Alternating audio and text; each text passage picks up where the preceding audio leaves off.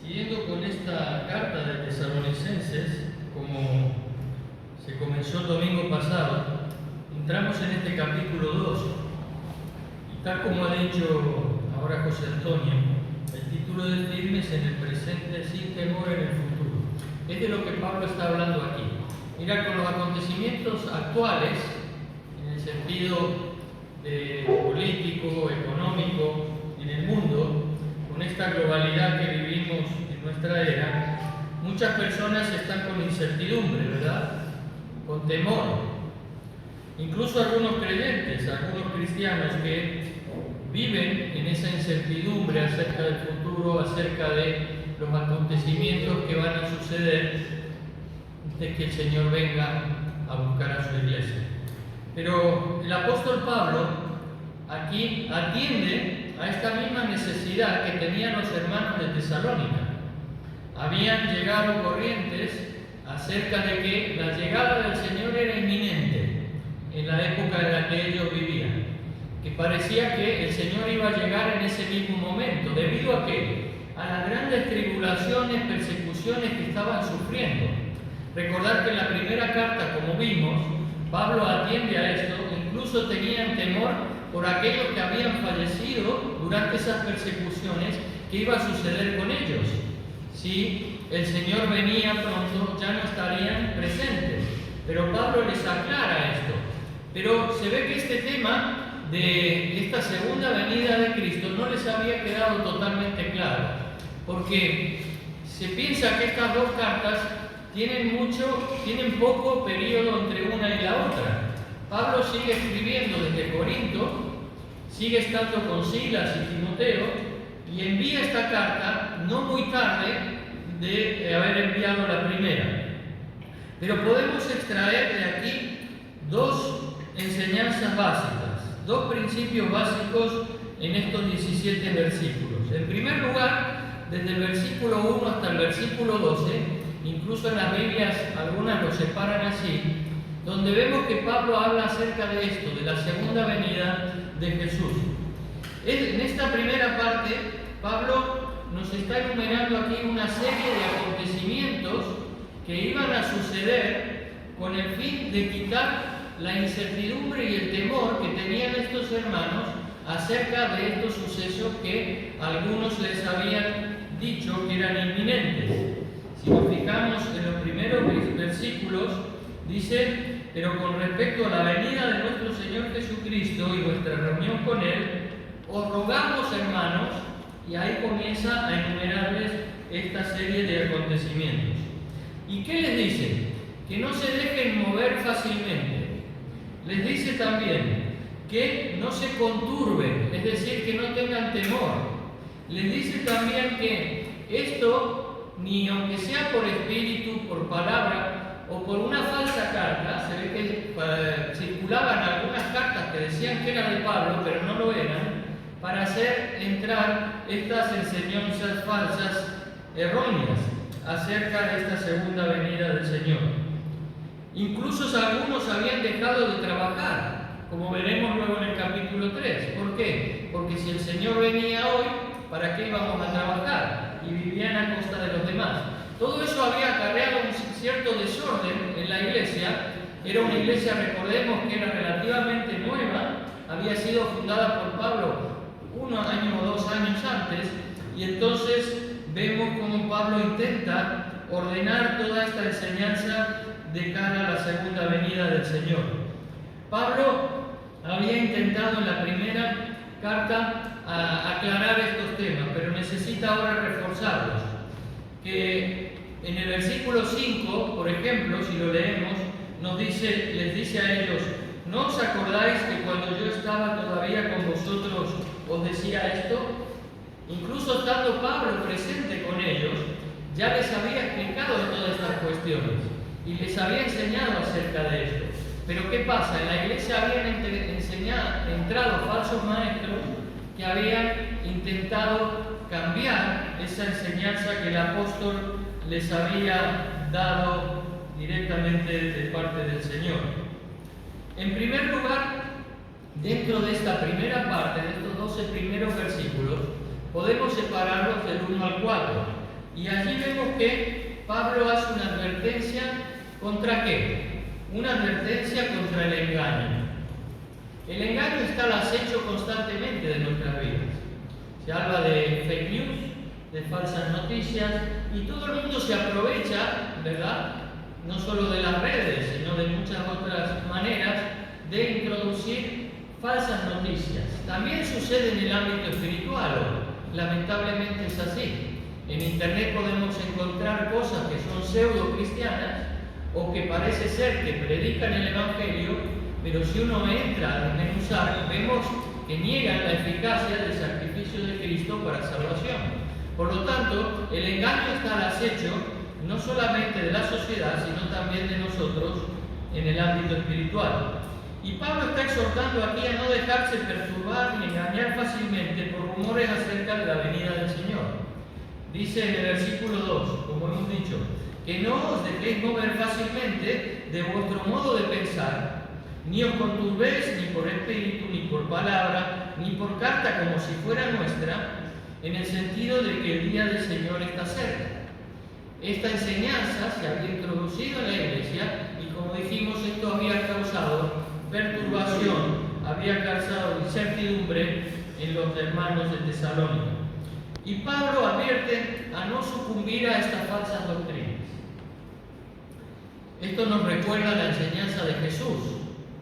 No es que Pablo se lo haya inventado, sino que toma de la enseñanza de Cristo. Si vamos a Mateo, capítulo 24, versículos 3 y 5, Jesús habla de estas falsas profecías.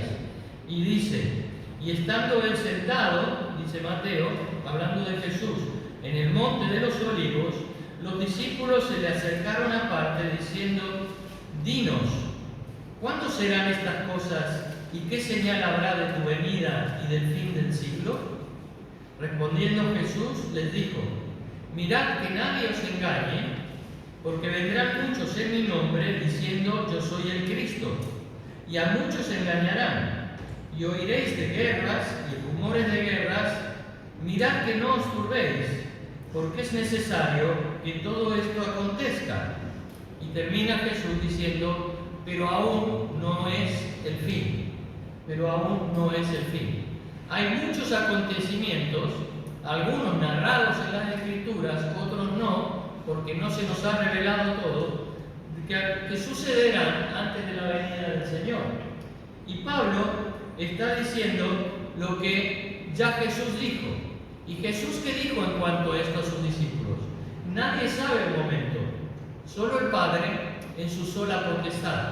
Solo Dios Padre sabe el momento en que su Hijo volverá nuevamente a buscarnos. Así como un día dice Juan que nos amó de tal manera que Dios envió ¿a quién? A su Hijo amado, para que todo aquel que en Él cree no se pierda, sino que tenga vida eterna. De la misma manera el Padre, como lo envió la primera vez, lo va a enviar la segunda vez, cuando se cumpla en la soberana voluntad del Padre ese momento. Pablo dice a los Gálatas que llegado el cumplimiento del tiempo, Jesús nació de mujer. Llegado el cumplimiento del tiempo, ¿qué tiempo? El tiempo de Dios. No son nuestros tiempos, solo el Padre lo sabe en su sola potestad. Pero ¿qué sucesos dice Pablo aquí en Tesalonicenses que acontecerán antes de la inminente llegada nuevamente de Jesús? En primer lugar, fijaros que habla Pablo aquí, en el versículo 3, nadie os engañe en ninguna manera, porque no vendrá sin que antes venga ¿qué? La apostasía. Sin que antes venga la apostasía. ¿Y qué es la apostasía?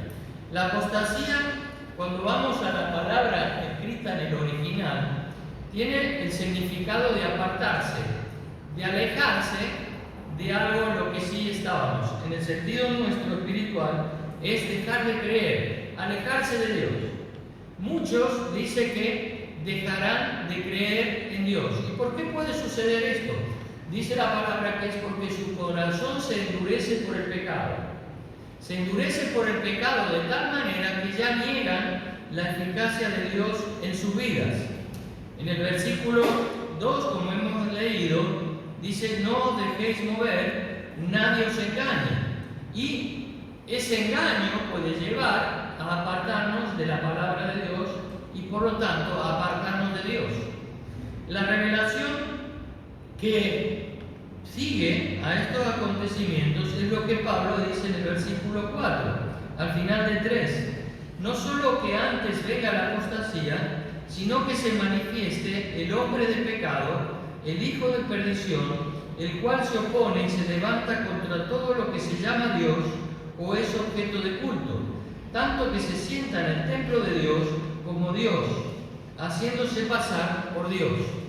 Antes de la inminente llegada de Cristo, habrá un personaje que se hará pasar por Cristo. Habrá lo que se llama el falso Mesías en las Escrituras. Y este personaje querrá ocupar el lugar de Cristo, engañando a muchos a que le sigan y negando a Dios y haciéndose pasar por Dios, dice Pablo aquí. Esta revelación del hombre de pecado, como aquí se menciona, y es la palabra que podemos encontrar en otros pasajes de la Biblia que no tenemos tiempo de buscar, como el anticristo. Es esa persona que, haciéndose pasar por Cristo, en realidad es contraria a Cristo, niega a Cristo, y la palabra de Dios dice que ese espíritu del anticristo ya está entre nosotros. Lo que pasa es que aún no se ha personificado, no se ha manifestado en una persona concreta. Daniel 11:36, el profeta Daniel nos habla de esto cuando Dios le revela los acontecimientos que iban a suceder en cuanto a los sueños que había dado al rey. Y dice, interpretando esos sueños, que el rey, ese personaje que se llama rey, hará su voluntad y se ensoberbecerá y se engrandecerá sobre todo Dios, con minúsculas, y contra Dios, con mayúsculas, de los dioses, hablará maravillas y prosperará hasta que sea consumada la ira, es decir, el juicio, porque lo determinado se cumplirá. Lo determinado por Dios se cumplirá. Habrá un juicio y habrá un juicio contra este personaje.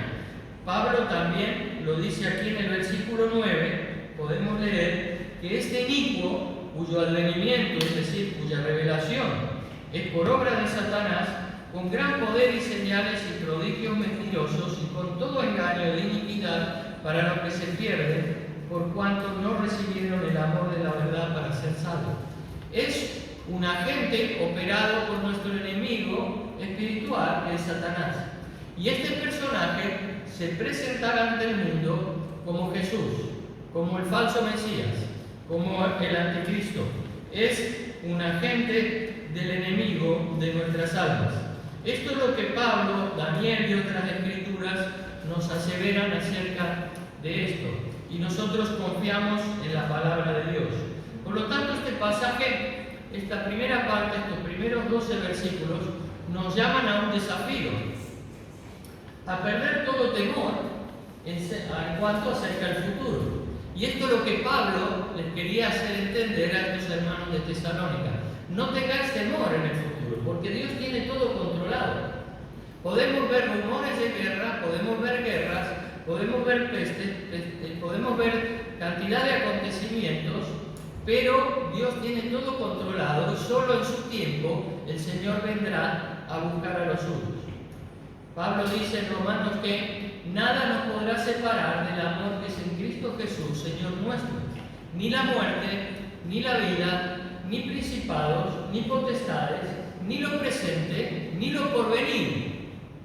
Nada de lo que haya sido creado nos podrá separar del amor que es en Cristo Jesús. Por lo tanto, el Señor nos llama a no tener temor.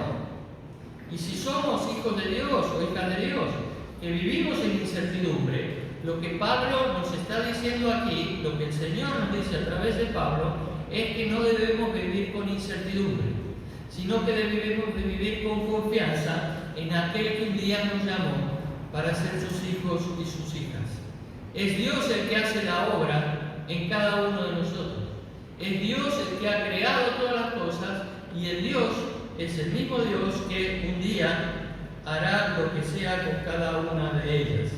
Nosotros estamos llamados a firmes en la verdad. Es la palabra de Dios la que nos crea la confianza, la paz, la seguridad necesaria para movernos este mundo mientras el Señor viene nuevamente. Este pasaje nos desafía a mantenernos firmes en esa verdad. Es en la palabra de Dios. Por lo tanto, debemos cada día ir a la palabra de Dios para que sea Dios el que siga obrando y transformando cada una de nuestras vidas. Por lo tanto, es la palabra lo que nos ayuda a no desviarnos, a no dejarnos engañar por falsas noticias o por falsas enseñanzas o tendencias erróneas que están fuera de lo que Dios ya ha revelado en su palabra. Esto es lo que debemos sacar de estos primeros 12 versículos. Es lo que Pablo quería transmitir a los hermanos. Ánimo, sin temor. Dios tiene todo controlado. Aunque estéis pasando por pruebas, aunque estéis pasando por tribulaciones tremendas, por persecución, Dios tiene vuestras manos, vuestras vidas en sus manos, Pero vemos también en el versículo 5 al 10 que Pablo habla del misterio de la iniquidad. ¿Qué es el misterio de la iniquidad? Pablo nombra, por ejemplo, en 1 de Timoteo, capítulo 3, versículo 16, es un versículo que también deberíamos aprender, como Juan 3:16, 1 de Timoteo 3:16. Dice, grande es el misterio de la piedad, dice Pablo. No sé si lo podemos poner, lo vamos a leer. Dice Pablo, es indiscutiblemente grande el misterio de la piedad. Dios fue manifestado en carne, justificado en el Espíritu, visto de los ángeles, predicado a los gentiles, creído en el mundo, recibido allí arriba en gloria. Este es un misterio que le fue revelado al apóstol para que él nos lo transmitiera. ¿Cuál es el misterio de la piedad? La primera venida de Cristo. La primera venida de Cristo, repito, Dios fue manifestado en carne, Jesucristo, justificado en el Espíritu. Dios dijo, este es mi Hijo amado, en el cual tengo contentamiento. Y el Espíritu Santo descendió como sobre él en forma de paloma cuando fue bautizado por Juan el Bautista. Visto de los ángeles, predicado a los gentiles, que es lo que Jesús le dijo a Pablo que hiciera, creído en el mundo, y dice Pablo, recibido allí en gloria. Este es el primer misterio, el misterio de la piedad. Pero Pablo habla ahora del misterio de la iniquidad. ¿Y qué significa esto?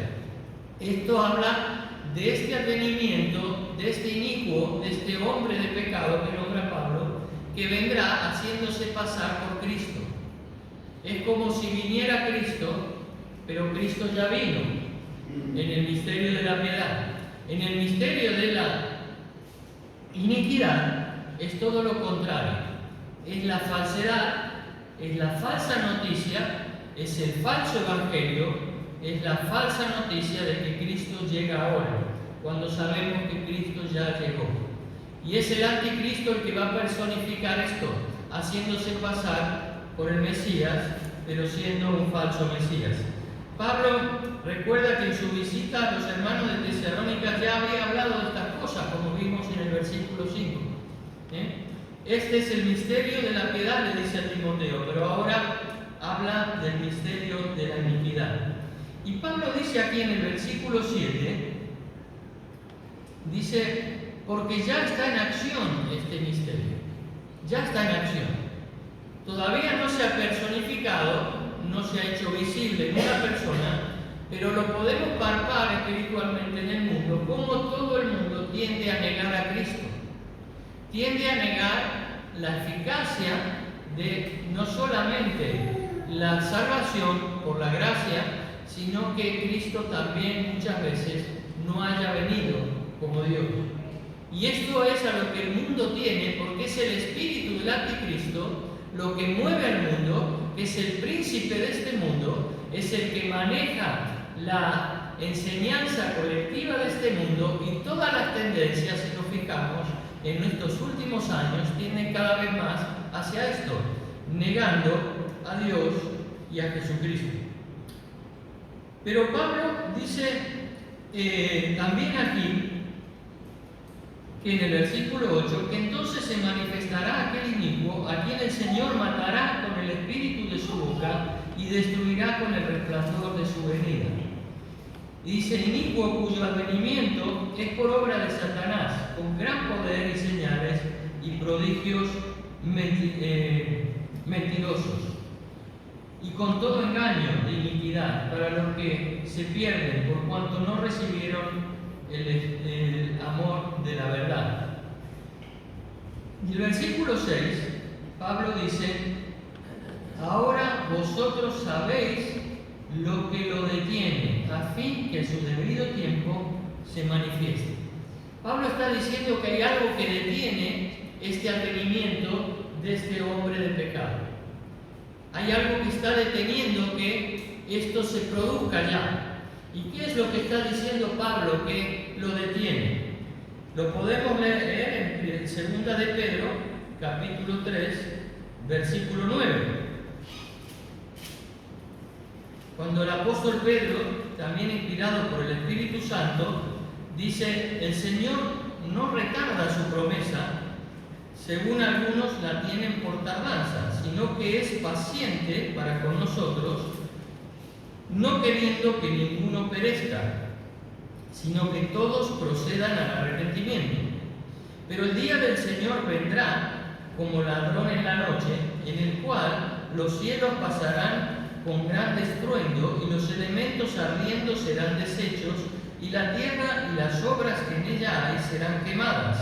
Puesto que todas estas cosas han de ser deshechas, ¿cómo no debéis vosotros andar en santa y piadosa manera de vivir, esperando y apresurándoos para la venida del día de Dios, en el cual los cielos, encendiéndose, serán deshechos, y los elementos, siendo quemados, se fundirán? Pero nosotros esperamos según sus promesas, cielos y tierra nuevos, en los cuales mora la justicia. Tremendo como Pedro aclara este tema de una manera contundente. Pedro, ¿qué nos está diciendo? Que el Señor no es que retrase su promesa. La palabra de Dios y las promesas de Dios siempre se cumplen. Y se cumplen en el momento en que Dios lo dice, y no hay retraso para esas promesas. Se cumplen en el tiempo de Dios. Somos nosotros los que pensamos que Dios puede retrasarse. Pero Dios no tiene ni está sujeto al tiempo. Para Él un día son como 1000 años y 1000 años como un día. Por lo tanto, el tiempo de Dios no es nuestro tiempo, si es que hay algún tiempo de Dios, porque Dios es un presente constante. No hay pasado ni futuro en su existencia. Por lo tanto, Dios no está retrasando su promesa, dice Pedro, sino que es paciente para con nosotros. Lo que Pablo está diciendo a los tesalonicenses. Hay algo que retiene esto. ¿Y qué es lo que dice Pablo que retiene este acontecimiento? Porque el día del Señor vendrá. Pero dice, la causa, la razón es que ninguno perezca, sino que todos vengan al arrepentimiento. Dios, en su gran misericordia, está esperando el momento que Él ya ha decidido en su eternidad para que esto se cumpla, mientras tanto da la oportunidad a toda aquella persona, de la condición que sea, de la edad que sea, de la raza que sea, que se arrepienta y reconozca a Dios en Jesucristo como su Salvador personal. Y Dios lo hace hoy y lo hará cada día hasta que Jesús vuelva. Y lo hace hoy diciéndote y diciéndome: es necesario arrepentirse de nuestros pecados. Es necesario arrepentirnos de dar la espalda a Dios, como hace este hombre de engaño, sino que Dios nos da la oportunidad de girarnos hacia Él en arrepentimiento, mirarle a Él en Cristo Jesús y decirle: yo creo en el sacrificio de tu Hijo Jesucristo como suficiente para acercarme a ti. Y esto es lo que Dios nos pide hoy a aquellos que tampoco hoy han respondido al llamado de Dios. La importancia de la perseverancia en esto es lo que Pablo está recalcando en todos estos pasajes. Como se explicó el domingo pasado en el capítulo 1, es necesaria esa perseverancia, como un árbol plantado, como dice el Salmo 1, un árbol plantado junto a aguas, ¿verdad? Que está firme y que está dando fruto. Esa es la vida del creyente. Estar firme en esta enseñanza, en estas promesas que Dios nos ha dado. Efesios 6:13 dice, por tanto, tomad toda la armadura de Dios para que podáis resistir, ¿cuándo? En el día malo, dice Pablo. Y habiendo acabado todo, estar firmes. Y estad pues firmes, ceñidos vuestros lomos con la verdad. Es la verdad de Dios lo que nos da firmeza.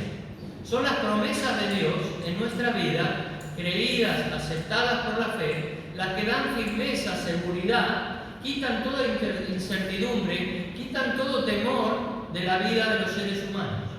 Es lo único que da seguridad en la vida acerca del futuro. Y por eso Dios, a través de Pablo, le está diciendo a estos hermanos que confíen en las promesas de Dios, como nos dice hoy también a nosotros. En el versículo 8 dice que el Señor Jesucristo destruirá con el aliento de su boca a este personaje. Los destruirá por completo, por toda la eternidad. Y nos da esperanza este pasaje de la victoria final del bien sobre el mal. Como también aclaró Isaías cientos de años antes, también diciéndonos acerca de esto. En el versículo 3 del capítulo 11 dice, y le hará entender diligente en el temor de Jehová, no juzgará según la vista de sus ojos, ni arguirá por lo que oigan sus oídos, refiriéndose a Jesús, sino que juzgará con justicia a los pobres y arguirá con equidad a los mansos de la tierra, y herirá a la tierra con la vara de su boca, con el espíritu de sus labios matará al impío. Isaías ya lo había anticipado. Lo que Pablo está diciendo, este hombre de pecado, este hombre que se hará pasar como el verdadero Mesías, como el verdadero Cristo, siendo verdaderamente contrario a Dios, será aniquilado. Y esto es lo que Dios hace con él. La palabra de Dios creída, la palabra de Dios aceptada en nuestros corazones, es la que nos da confianza acerca del futuro. No hay nada que nos pueda mover de las manos de Dios, como hemos señalado. Y el versículo 11 y 12 nos hablan de ese engaño permisivo de Dios. Dios permite que esto suceda. Permite que esto suceda, y algunos pueden interpretar mal estos versículos, como que Dios es el que lleva a perdición a los seres humanos. Pero es muy importante la secuencia de los tiempos. Y dice, por esto Dios les envía un poder engañoso para que crean a la mentira. Pero ¿por qué sucede esto? ¿Por qué antes ha sucedido otra cosa? Versículo 10 dice, vendrá con todo engaño y iniquidad a los que se pierden, por cuanto no recibieron el amor de la verdad para ser salvos. Aquellos que negaron el amor de Dios en sus vidas, aquellos que negaron el amor de Dios personificado en su verdadero Mesías, en Cristo Jesús, aquel misterio de la piedad que hemos nombrado, aquellos que han negado ese amor de Cristo para sus vidas, Dios les lleva a perdición. No les permite entrar en la eternidad junto a Él. Y esto sucedió otras veces en la historia de la Biblia. Como podemos ver, también ¿os acordáis de Faraón y Moisés?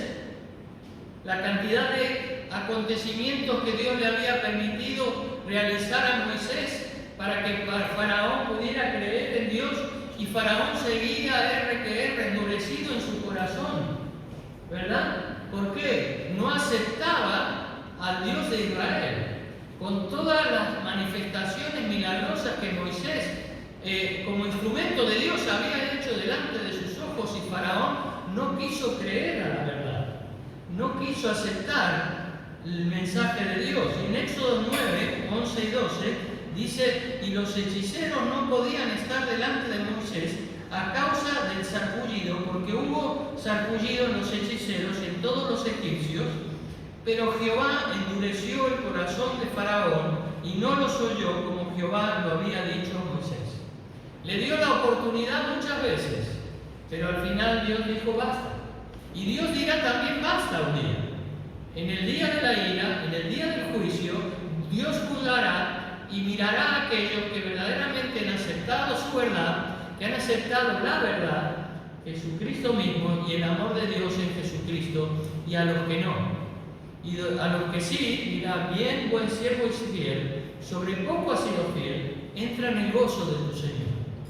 Ese día llegará, como llegará también la venida de Jesús, como llegarán todos estos acontecimientos que Pablo está anunciando. Pero Dios no lo anuncia para infundirnos miedo, sino para que creamos a la verdad, para que aceptemos su amor, para que aceptemos esa dádiva que Dios ha hecho de amor en Jesucristo. Y hoy puede ser el día en que tú también puedas aceptar a Jesús en tu corazón, puedas aceptar esa verdad. Puedes decirle: Señor, yo acepto que Jesús vino y ocupó mi lugar en la cruz del Calvario. Yo acepto que Él, siendo Dios, se hizo hombre, que murió en la cruz y que su sangre derramada fue el precio que Él pagó para librarme de toda condenación. Yo lo acepto por la fe y te pido que vengas a mi vida, porque quiero ser un hijo o una hija tuya. Eso es lo que Dios espera de cada una de las personas. Por eso tarda en su venida, para que todos podamos acudir a Él. Cuando Pablo dice en Romanos 10, 8 y 11, ¿más qué dice la palabra? Cerca de ti está la palabra, en tu boca y en tu corazón. Y hoy está cerca la palabra de cada uno de nosotros. Pero dice, continúa Pablo diciendo: esta es la palabra de fe que predicamos, que si confesares con tu boca que Jesús es el Señor y creyeres en tu corazón que Dios le levantó de los muertos, serás salvo. Serás salvo. Porque con el corazón se cree para justicia, pero con la boca se confiesa para salvación. Pues la Escritura dice: todo aquel que en Él creyere no será avergonzado. En el día final, todo aquel que ha creído en Jesucristo, que le ha confesado con su boca y lo ha creído en su corazón, no será desechado por Dios, no será avergonzado. Y hoy nos enfrentamos, hermanos, hermanas, amigos, a innumerables ideologías y falsas promesas.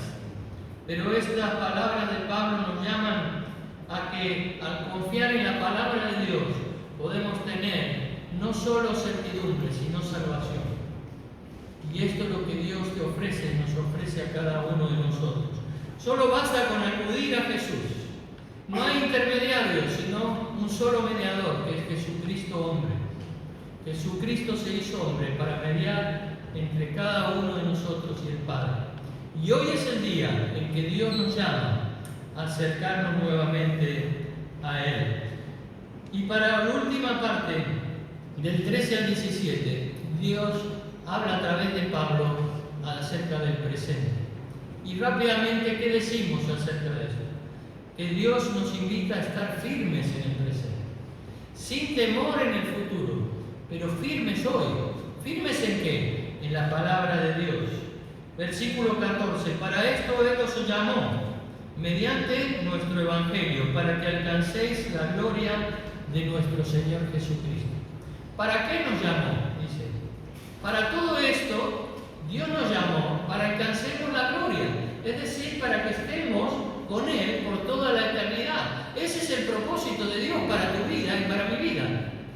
No que nos alejemos, como muchos harán, no que nos apartemos de Él, no que sigamos dándole la espalda a Dios, sino que vengamos a Él, recudamos a ese llamado del Evangelio. Y en el versículo 15 dice: así que, hermanos, estad firmes y retened la doctrina, es decir, la enseñanza que habéis aprendido, sea por palabra o por carta nuestra. Pablo está haciendo énfasis aquí en lo que decíamos, que retengamos lo que hemos recibido de parte de Dios, que no nos dejemos engañar, que estemos firmes en esa enseñanza, en ese Evangelio que un día aprendimos. Y acaba el versículo 16 y 17 diciendo: el mismo Jesucristo, Señor nuestro y Dios nuestro Padre, el cual nos amó y nos dio consolación eterna y buena esperanza por gracia, consuele vuestros corazones y os confirme en toda buena palabra y obra. ¿Cuál es el propósito de Dios?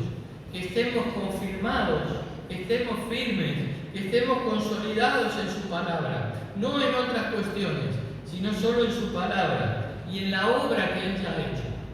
En la obra que Él ya ha hecho en Jesús, pero también en la obra que está haciendo en cada uno de nosotros como hijos e hijas de Dios. Por eso nos dice, el cual nos amó y nos dio consolación eterna y buena esperanza, una esperanza cierta, una esperanza que es segura, una esperanza que nadie puede otorgar sino solo Dios.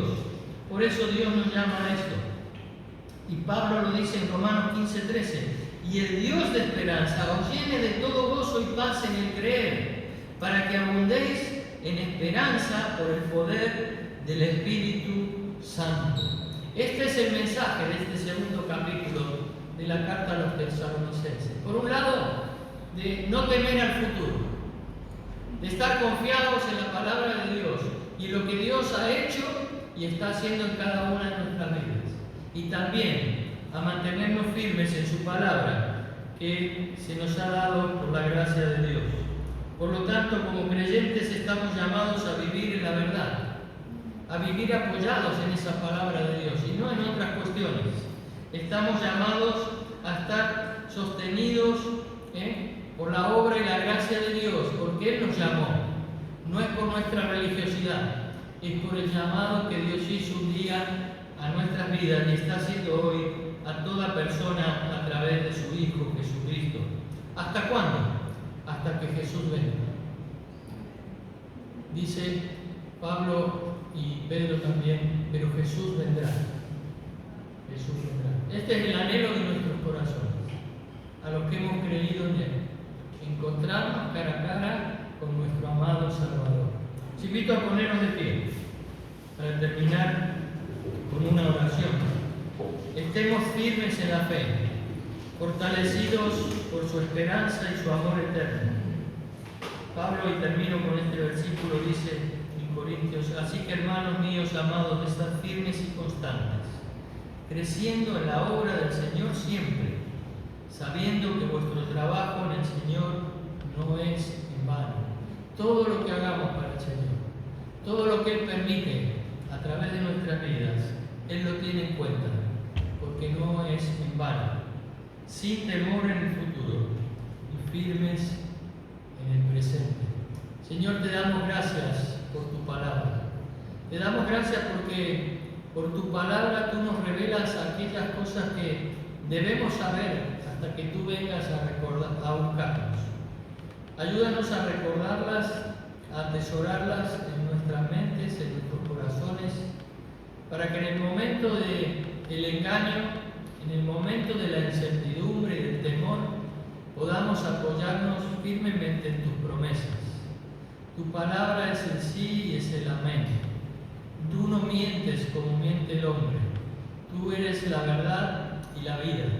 Y por eso en esta mañana te damos gracias por tu palabra.